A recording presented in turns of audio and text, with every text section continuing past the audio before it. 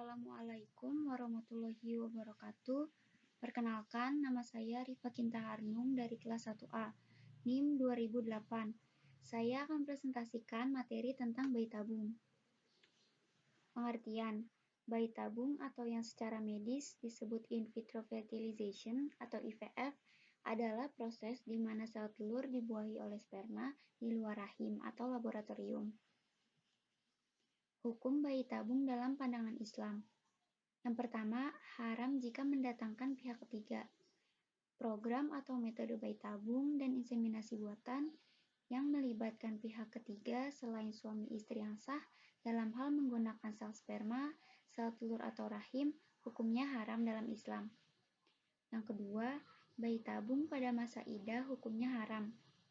Jika metode bayi tabung dan inseminasi buatan dilakukan setelah suami wafat atau meninggal, para ulama tetap mengharamkannya, karena sang suami yang memiliki sperma tersebut sudah wafat, sehingga pernikahan tersebut sudah berakhir. Yang ketiga, mubah atau diperbolehkan dalam ikatan suami dan istri yang sah. Dalam Fatwa Majelis Ulama Indonesia, dinyatakan bahwa jika bayi tabung dengan sperma dan sel telur berasal dari pasangan suami istri yang sah menurut hukum, maka mubah atau diperbolehkan. Kapan dibolehkannya bayi tabung? Para ulama di Kuwait pernah melakukan sebuah musyawarah yang dinamakan dengan Nadwa al-Injab fi Dawil Islam.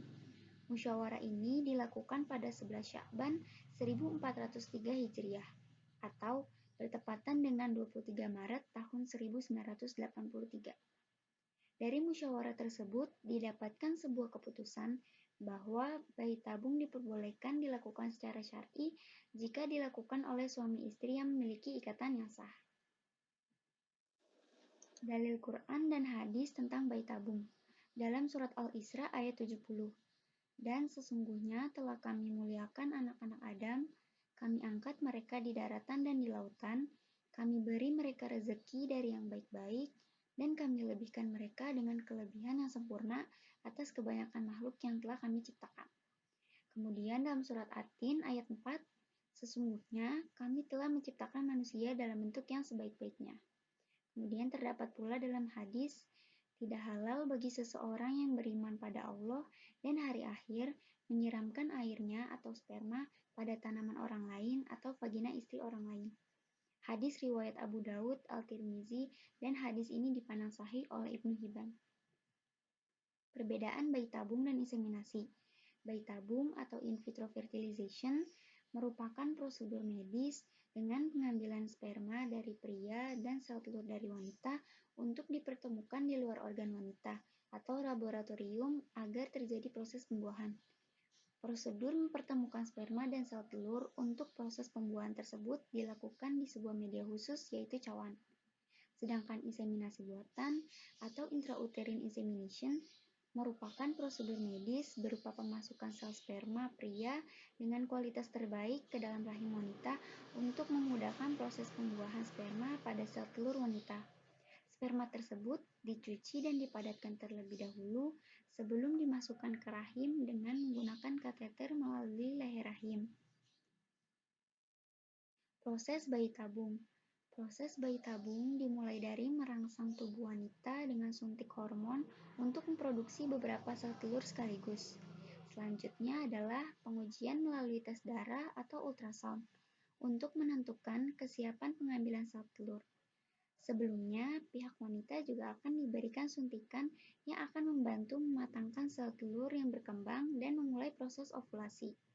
Selama prosedur pengambilan sel telur, dokter akan mencari folikel dalam rahim dengan menggunakan metode ultrasound. Sel telur kemudian akan diambil dengan menggunakan jarum khusus yang memiliki rongga. Prosedur ini berlangsung sekitar 30 menit hingga 1 jam. Sebagian wanita diberikan obat peredar nyeri sebelum dilakukan prosedur tersebut. Namun, bisa juga diberikan obat penenang ringan hingga dibius total. Sel telur segera dipertemukan dengan sperma pasangan yang harus diambil pada hari yang sama. Kemudian disimpan di dalam klinik untuk memastikan perkembangannya maksimal. Setelah embrio hasil pembuahan sel telur dan sperma tersebut dianggap cukup matang, maka embrio akan dimasukkan ke dalam rahim. Dokter akan memasukkan semacam tabung penyalur yang disebut kateter ke dalam vagina, hingga sampai ke dalam rahim. Untuk memperbesar kemungkinan hamil, 3 embrio umumnya ditransfer sekaligus, 2 pekan setelah transfer embrio. Maka pihak wanita akan diminta untuk melakukan tes kehamilan. Risiko proses bayi tabung.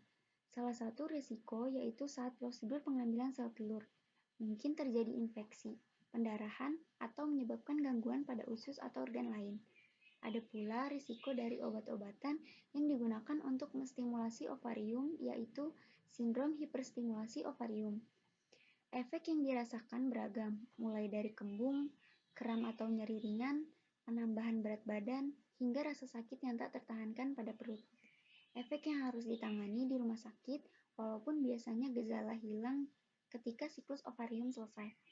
Selain itu, masih ada beberapa risiko lain dari prosedur bayi tabung, yaitu risiko keguguran, kehamilan kembar jika embrio yang ditanamkan ke dalam rahim lebih dari satu, kelahiran prematur dan bayi berat lahir rendah, kehamilan ektopik atau di luar rahim, bayi lahir dengan cacat fisik, stres karena prosedur bayi tabung, dapat menguras tenaga, emosi, dan keuangan. Tingkat keberhasilan bayi tabung. Peluang keberhasilan program bayi tabung tergantung usia. Untuk usia di bawah 30 tahun, tingkat atau peluang keberhasilan mencapai 44,5%. Di usia 30 sampai 38 tahun, peluang berhasil mencapai 28 sampai 30%. Dan untuk usia 38 sampai 42 tahun, mencapai peluang sekitar 10 sampai 11%. Di atas usia 42 tahun, bisa dikatakan peluang untuk hamil walaupun menggunakan bayi tabung, tingkat keberhasilannya adalah sekitar 0%. Kelebihan bayi tabung. Yang pertama, bayi akan cenderung lebih kuat. Yang kedua, bisa menentukan jenis kelamin. Dan yang ketiga, memberikan kesempatan untuk hamil bayi kembar. Public figure yang pernah melakukan proses bayi tabung. Ada Inul Daratista, Tia Aristia, Caca Tengker, April Jasmine, Tiara Pangstika, Asmirandah, dan Zaskia Sungkar. Biaya proses bayi tabung. Biaya proses bayi tabung di setiap rumah sakit berbeda-beda. Yang pertama, Rumah Sakit Logorejo berkisar mulai dari 53 juta rupiah. Yang kedua, Rumah Sakit Bunda Menteng, kisaran biaya sebesar 40 juta rupiah.